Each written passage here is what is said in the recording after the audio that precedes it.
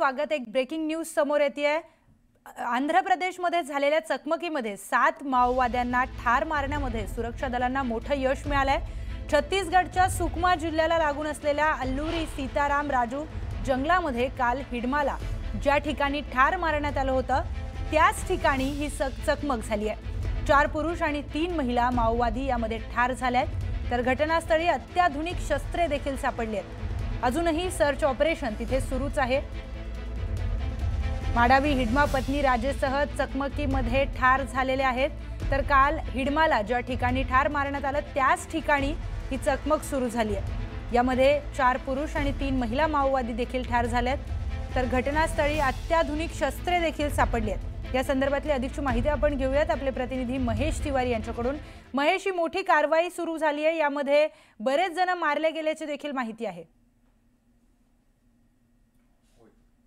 आपण बघितलं तर हिडमाला ज्या ठिकाणी ठार मारण्यात आलं होतं ही खूप मोठी चकमक आणि त्यानंतर आंध्र प्रदेश पोलिसांनी काही घडामोडी केलेल्या आहेत आणि त्यातूनच आजची ही कारवाई झालेली आहे। माओवाद्यांच्या विरोधात ऑपरेशन आंध्र प्रदेश पोलीस करत आहेत आणि काल सुकमाच्या मृत्यूनंतर आणखी आक्रमक पद्धतीने ह्या गोष्टी घडलेल्या आहेत।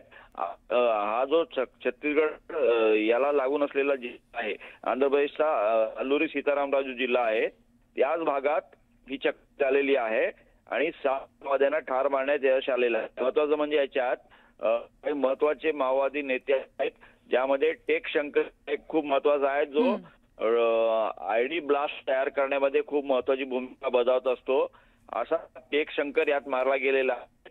आणखी काही दंडकारण्यशी रिलेटेड काही पदाधिकारी आहेत आणि हे 7 मध्ये 4 पुरुष आहेत, 3 महिला माओवादी आहेत। त्यामुळे हे खूप मोठं आंध्र प्रदेश। तर निश्चितच महेश, छत्तीसगड आंध्र प्रदेश सीमेवर